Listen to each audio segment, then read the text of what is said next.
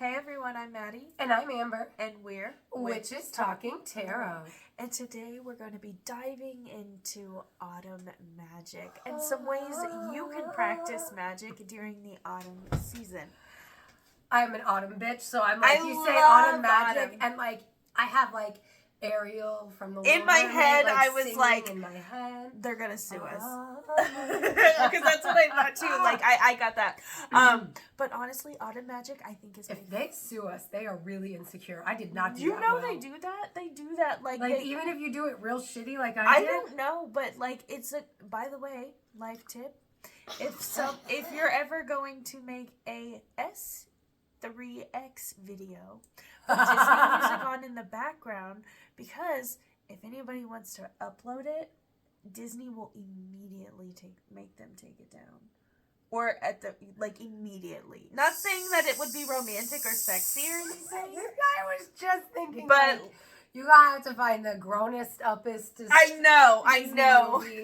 And work with that. Let it go. Wait, no, Disney bought the rights to some yeah. Some but stuff. Or it doesn't even. It can be instrumental. It can be like an instrumental Get Funky to Nightmare Before Christmas. Something like that, actually. Yeah. Because Disney will make them take it down. So, This is Halloween. Right? It's not Can you imagine if he was going in rhythm with the Disney music? We went too far with this. I'm sorry. I know. I took it too far. You could make it romantic, though. You could do, Enchanted. I've been dreaming of a true love's kiss. You could put Lady and the Tramp on in the background, so, no matter what you do for a date, it looks high class comparatively speaking to two dogs. I'm just saying. They probably have some romantic music in Lady and the Tramp, right? I don't. He's a tramp. Yeah. Or you could go old school and you could do the Disney Valentines. Oh. It's got some good old music in it, some good lovey-dovey old music. I saw that tip and I was like, oh, have to share. But anyway, has nothing to do with autumn magic. It could, because in autumn we have Scorpio season and we have Sagittarius season. That's true. And they are both all about getting some loving going on. I saw the tarot cards that you shared and I want them so bad. It was the sex ones. Christine's Curiosities. Oh. The Ace of Wands is a huge wand vibrator. And that's I loved it so much. I just shared it because I was like, support local, but I didn't actually look that close. Oh, it looked great. Cards, it looked great. I just saw that it was obscure tarot cards that she had going on sale. And she posted it yesterday, and it was gone today. So I was like, "Oh, look, you can go get new tarot cards today, guys." Back to the subject at hand. As a kitchen witch, autumn is my favorite time to practice because what is autumn? It's soup season, right? Well, it's crockpot season. See, and as a Virgo, my birthday's in September. September's the beginning of autumn. Mm-hmm. I have always loved autumn because autumn means my birthday, and autumn means Halloween. So not only does autumn have Sag and Scorpio season with the love-ins and the mysticism going on, it's got Samhain, it's got Mabon. Oh, it's great for ancestral magic. Yeah, it's got so it doesn't. magical. No, yeah. I was like, wait. We're coming into such a magical time. It is. We're coming into the darker part of the year, and there's so much you can do magically. One of my favorite things is people collect pine cones. You can right, this is pine cone season, right? Because right now until a little bit later. I think it depends on where you live as well. But I think they're just starting to come out of the trees. Okay, so pine cones, I think. So you can collect pine cones. They can be used for protection. You can use them in spell work or put them on your own altar. I like fall magic. Leaves. Yeah, yes. See, I like fall leaf magic because, when I think about autumn magic, my first thought is fall leaves because there's so much that you can do with them. Because, I was thinking about it earlier for this episode, honestly, but it's because you can write your intentions on the fall leaves and you can let them blow out into the wind. But, there's so much more that you can do with fall leaves. Not just pick them up and put them on your altar. Not just make art with them, but you can make art with them and then put them back outside so that they can decompose. But fall leaves are, in and of themselves, a representation of the cycle of life, because they grow on the tree every year, and then they decompose, they go back into the earth, they feed that same tree that grew them, and eventually, as beings in the soil, they become their own trees through growing new seeds and things like that, right? So like with fall leaves, you can do cyclical magic, or magic about letting go of things and letting them move on with their own path, because your paths are different. So you're going to let that leaf represent whatever you're letting go of, so it can move on with its own cycle. And yes, I was thinking from like a people's perspective, like specifically, because it's like when we go our separate ways from people, it's because their path and our path don't match up, right? So what's a great way to represent separating our paths is representing how they are moving differently through their cycle. So I'm still moving this way through the cycle. You as a fall leaf are going back into the ecosystem, whether it's crumbling it or burning it, but you can use those fall leaves to represent things that you are moving away from, and you're letting them move away from you and encouraging them to move away from you by having them move through their cycle, by letting that fall leaf decompose, be crumbled up, be burnt into ash, what have you, and go back into the whole cycle of things as you let that go, so that that relationship can move with the seasons. Sorry, like, no, it came to me when I was driving, and I was like, I need to share this. It's also, it's bonfire season. It's fire season. Oh, anyway. yes, So it is fire season. There's what the fuck was I gonna say? Anyway. But anyway, we're wanting to invite that sun energy in to stay with us during the cold and winter season. So candles, bonfires. Fires in your hearth. Yes, fires in the hearth. We're going to cook stove fires. Maybe you don't have a fireplace. Maybe you can't have a bonfire somewhere. Cooking, that's fire. It is. Even when it's electric. I was gonna say. If you have a gas stove. Gas. Yeah, I loved cooking on my gas stove. I love cooking on gas. It's hard to learn, but once you learn, it sucks to go you're back cooking to over fire. Literally. You are. Like, you are. But anyway, I do love. Yeah, I love a good fire stove. It's great. But it's that heat. It is, because we want to invite that into the house. Yes. We're also We wanting want to that make our warmth. home cozy and comfortable. So like for me around this time of year, I love your garland. I can't wait for you to come into my house tomorrow and see my decorations, because I was just about to bring up decorations. Yes. For the seasons. Right now we're decorating for Yule or Christmas if you celebrate Christmas. Before that we were decorating for Halloween. All of these decorations, I'm going to say that in quotations, they all have different meanings. And if you're not a spiritual person, well, decorations do what? They make the home cozy. They make the home, festive. Even if you're not a spiritual person, when you're bringing those decorations into your home, like, everything has a vibe, because everything has a soul, everything has a spirit, everything has a vibe. And I know that contradicts the whole thing where I believe some people don't have a soul from our last episode. Go listen if you don't know what I'm talking about. But I still believe that, like, all things do, like, all the things do. Just because some people can be born as an empty shell because we have too many, doesn't mean that the rocks and the trees and the grass doesn't have a vibe, right? It doesn't have a spirit. It does have a spirit. It does have a vibe. And the decorations that represent these things that you bring into your home, you're bringing that vibration in. You are honoring the spirit of the season. Even if you're not a spiritual person, you're still celebrating, which is important for the world.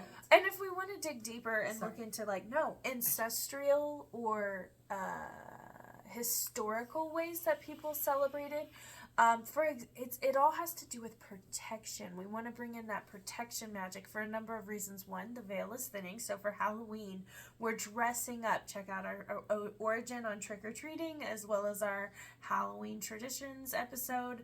But we're dressing up and we're protecting ourselves and our families. We're making jack-o'-lanterns against the spirits that are walking and wandering the earth as the veil is thin.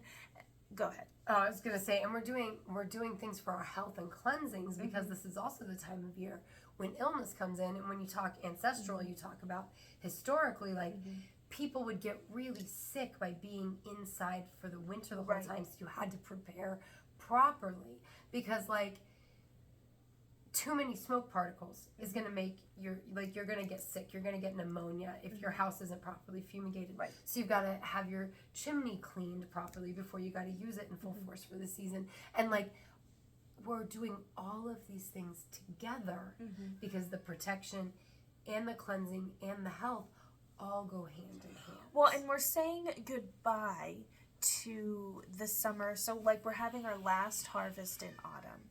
We're finishing up or what we, grew this summer, or we're starting to can and preserve those things so that they can last throughout the winter. Right, so that we can stay healthy by putting those Yes. necessary nutrients and vitamins and things in there that we need for our health reasons or for our bodies to survive, right? And also, in a way, by preserving that which the sun grew, it's like a promise that the sun's going to come back so you can grow more. Yes, yes. And that's a lot of what this season is about as well, is celebrating the sun that we have left and hoping for the sun that is to come after the dark winter ends.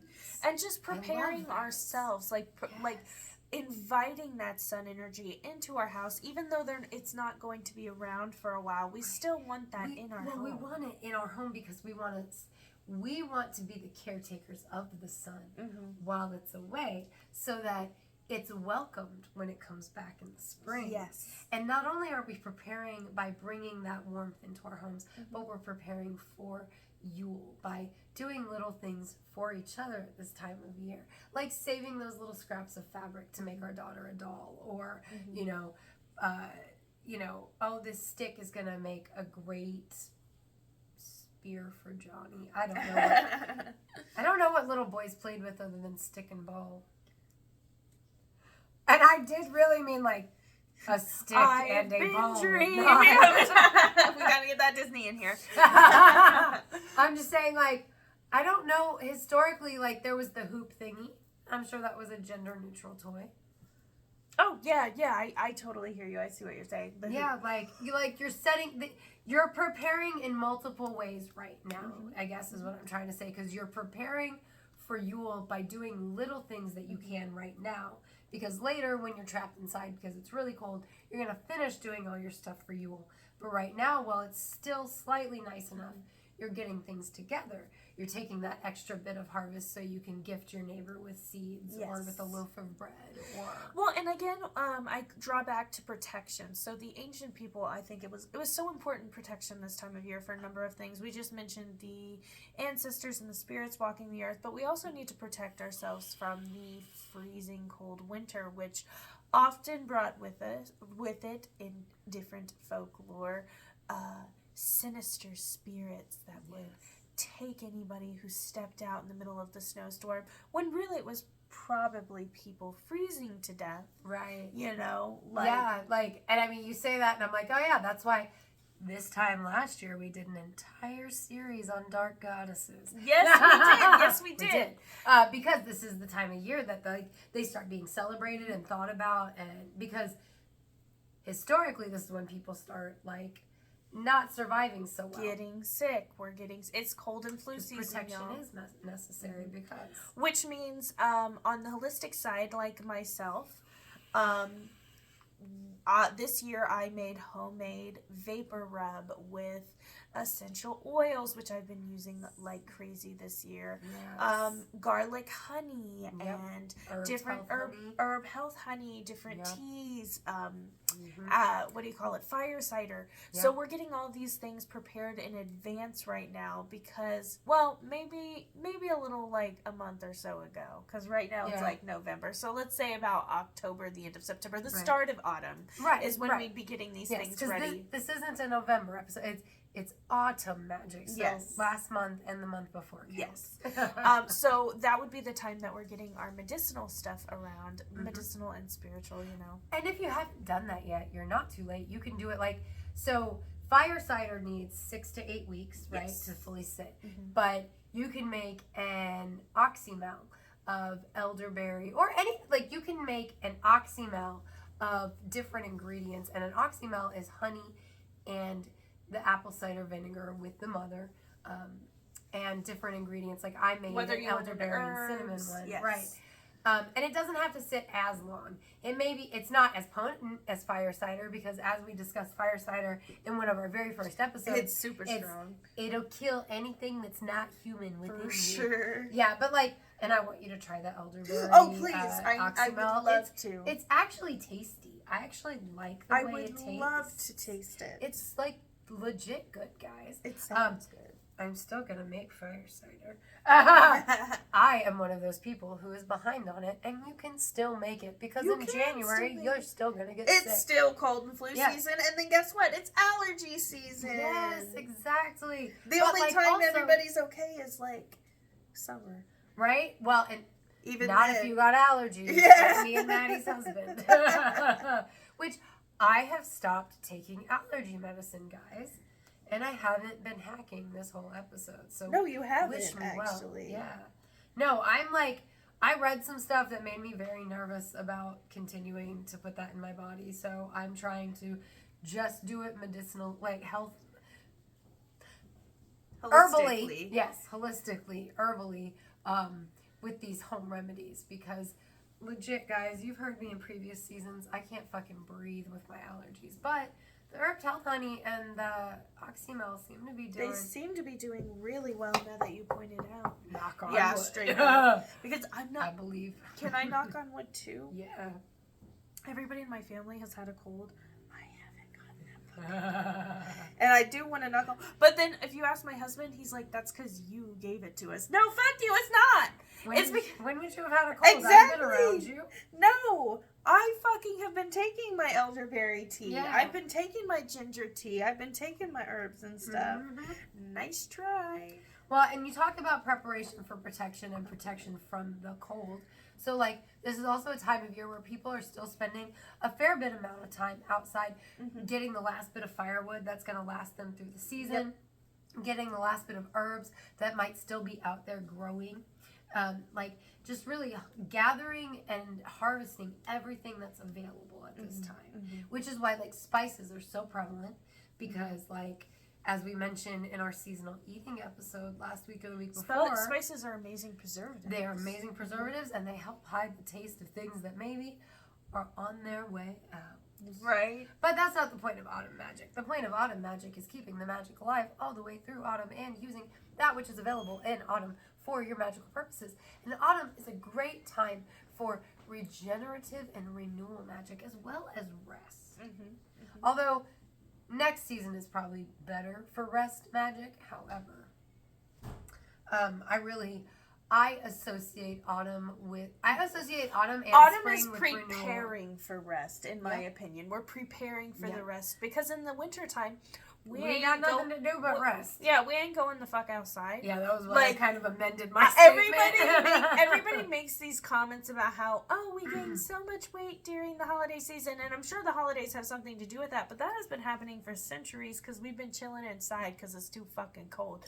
You do gain weight in the wintertime. Well, and that's also why, like, traditionally you give people, like, gifts during the time, like, because you're going to sit there and whittle. You finally have time to just sit there and whittle. You have time to sit there and make a doll. So let's give so-and-so a book. Right. Let's give so-and-so this. You're going to do the clothing making. You're going to any leftover stuff, like any wool that hasn't yet been processed because it was already sheared off of a sheep earlier, but you've been doing other things like dealing with the summer harvest and whatever. So now you're going to do a lot of spinning with the materials you have available.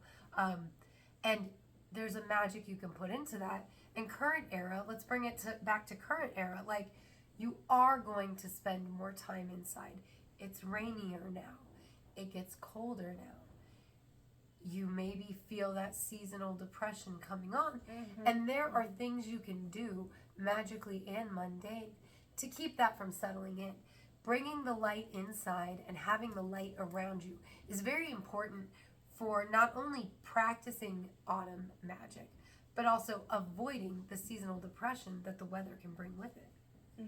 Because the weather is very powerful. Like, you can use all those autumn rainstorms for cleansing spells. You can use them for renewal spells, and you can use them for regenerative spells, because That's exactly what they're doing in nature, guys. Like, they're regenerating the waterboard. They are, like those autumn rains, they're regenerating the waterboard.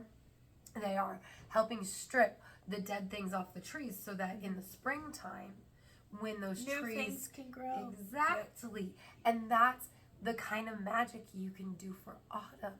Like, you know, there's also like lots of gourd magic, I would imagine. Like, you know, jack-o'-lanterns. exactly, jack-o'-lanterns. Like, because like people turn gourds into drums, or not drums, maracas. Shakers. Yeah, maracas. Thank you. Yeah, shakers. I got the technical terms. So when those dry out, do you have to hollow them to dry out, or do you not? I don't think so. It's our first time. I don't know. They're really cool though. I'm excited to see what happens. I am excited to see what happens with them. Cause like also like right now, like Maddie's, I've got gourds drying. We've got peppers. Well, we're gonna have like dry. the herb, herbs drying. Yes, so like there's magic that you can do with that. Like you can imbue it with magic. Like you can put power and energy into it as you're preparing it for drying out. Just like you might do when you're cooking later, right? But maybe later when you're actually using those herbs, you're going to be tired, or maybe you're going to be forgetful, and or maybe it's just going to add that much more power because you've done it at all of these different steps and you have put your intentions toward that same manifestation in every different step of harvesting, preserving, and then later preparing this herb or this dried food. So like there's a lot of different ways you can incorporate the autumn season into your magic, is what I'm trying to say with that. Also, like, sun-charged water in the autumn has a different power than sun-charged water in the spring, because the sun it's waning in the autumn, but at the same time, it's like, it's still showing its power. It's still illuminating and giving that light and that life. And I feel like, so if you want to do a working that you want determination in, autumn charged water from the sun would be good for that purpose. You know what I mean? So like there's all these different things you can do, and if you just kind of like examine that about the season or that about the element, you can find different ways to utilize, just like we talked about eating seasonally, right? Seasonal magic. Like, why are you not going to use the power of autumn in your workings? Right, you absolutely should, because I mean, like, witches work with nature. Exactly. It just makes sense that you would use each season, you know? Yeah, like, because, I mean, we change with the seasons, right? We do. So, like, our magic changes with the seasons, whether we realize it or not.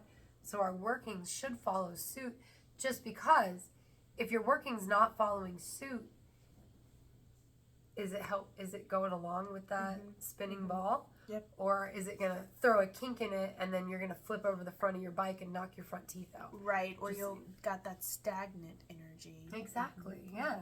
So I want to give you guys some food for thought, but I also want you to give me some food for thought. So like, as you've sat and listened to us talk about the autumn season and the magic that can go along with autumn, or the way that you can use the particular essence of autumn, right? Because like I saw, we just did our seasonal eating episode, right? Right. And then I saw somebody had shared a thing on Facebook that said like, fuck watermelons and strawberries in autumn. We've got apples and persimmons in full supply. Right. And I mean, that is the mentality that like we should have for things, right? So like use what autumn gives us, because then we're working with the system of the cycles of the world. And that is going to help us progress forward. Because like we talk about in our seasonal eating episode, how eating seasonally like can help us be more connected, right? And if not just eating seasonally, but working magically seasonally. Exactly, because physically as above, and spiritually, so below, as without, so within, physically and spiritually. Make it all work together, and then guess what? It's working together, and you're not having to put so much energy into something that you're doing at the wrong time. Mm-hmm. I don't want to say it. I don't want that to sound shitty. No, but I get you. But I was like trying to get that thought out, so it just like. Blah, blah, blah. Sorry, guys. Not trying to be a dick. I'm just saying, like, use it. But from that standpoint, like, open my eyes. Like, maybe I hope we've given you some food for thought. Give us some food for thought. What have you thought of while you've been listening to this discussion? Like, what have you thought about with autumn magic? What are ways that you can use autumn in your craft and have it make your workings work for you and with the cycles as opposed to against them? I love that. Yeah. I'm curious.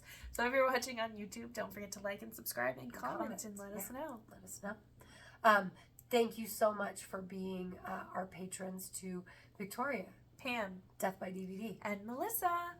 You guys fucking rock. We appreciate you so much. You can find us on X at Classiest Witches. And you can find us on Facebook and Instagram at Witches Talking Tarot. Thanks for sitting with us for a spell. Bye. Oh shit. Sorry guys.